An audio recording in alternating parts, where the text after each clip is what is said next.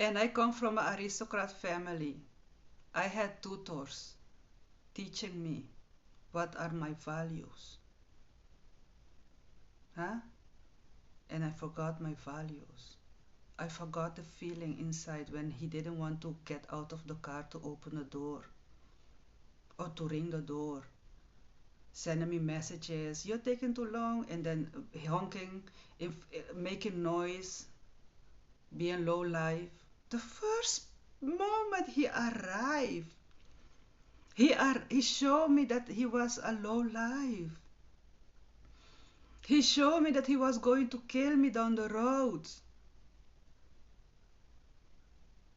Huh? Yeah, I endured beating for 10 months. And you know how it ended? So how it basically ended is that he again invited me to one of those karaoke nights in his hometown. I didn't wanna go. I said, you know, I'm a Capricorn. Capricorn, we don't like the streets. We like to sit at home, read a book, you know, self-improvement. I'm boring. Capricorn people, we are boring.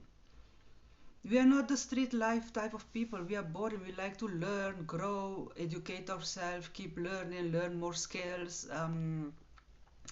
You know, I'm boring. I don't want to go to the nightclub. And he was like 20 years older than me, an old man. He looked old, gray hair. What are you doing in a club at night? I mean, I want a peaceful life. I want to have a husband to stay at home and do mature thing.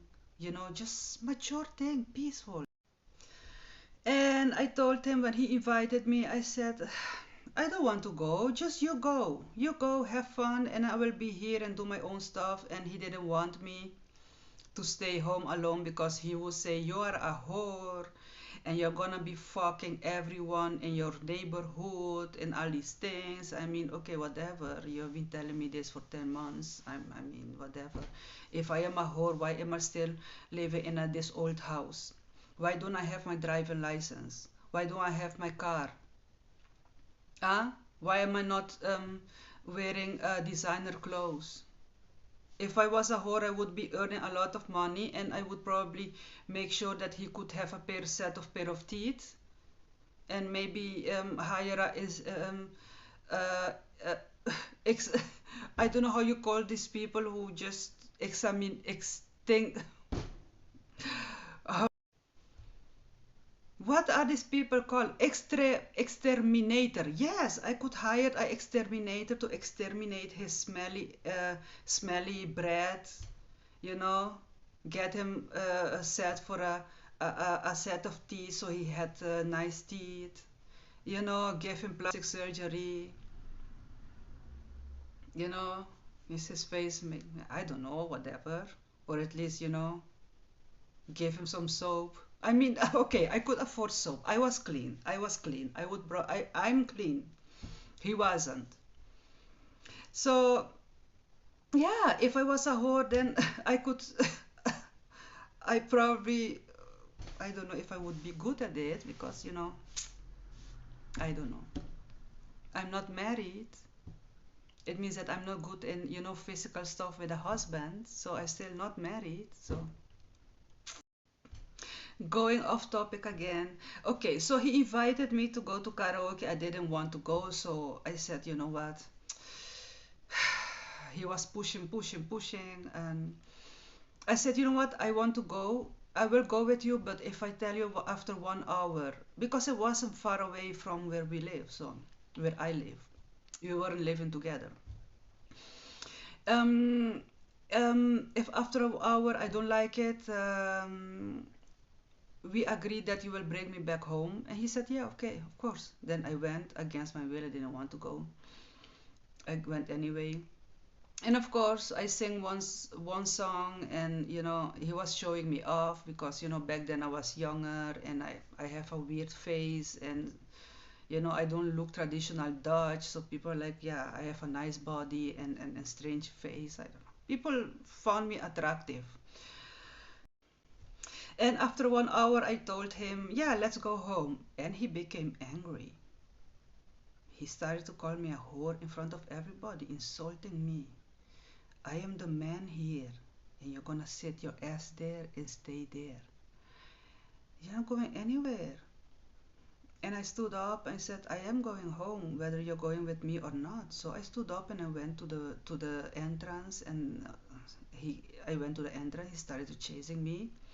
And at the entrance, I didn't step outside yet. I was in a small hall.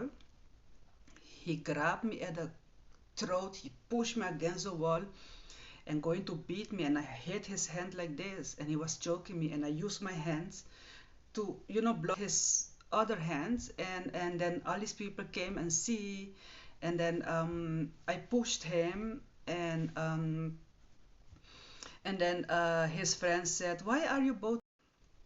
So I pushed him. He kept choking me, choking me, choking me. And one of his friends told him, um, what are you doing fighting all the time, the two of you? Of course, she was blaming me as well. And I was like, okay, whatever. She said, you're long together, like 10 months. I mean, it's too long, I told her. I mean, too long to be abused like this. And then he kept choking me, and then I pushed him a last time, and then I walked out. So I walked out. Didn't have my house keys with me. I didn't have any money on me and anything. He had a pair of keys that he took. He said, "Leave your keys at home. I will take my keys, so we don't need two pair of keys, two sets of keys." The biggest mistake of my life. I didn't have any money. He said, "You know, you're with me. You don't need any money. I mean, a man."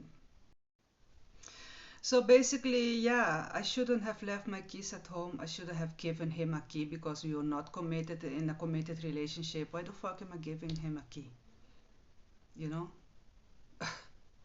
So finally, I asked people on the streets if they could give me a ride home to Breda, and people, I mean, some people didn't, and then suddenly a man said, "Yeah, I will take you home." And then he came after me. That other man, the abuser, came after me. He said, "No, she's not going anywhere with you. She's my woman."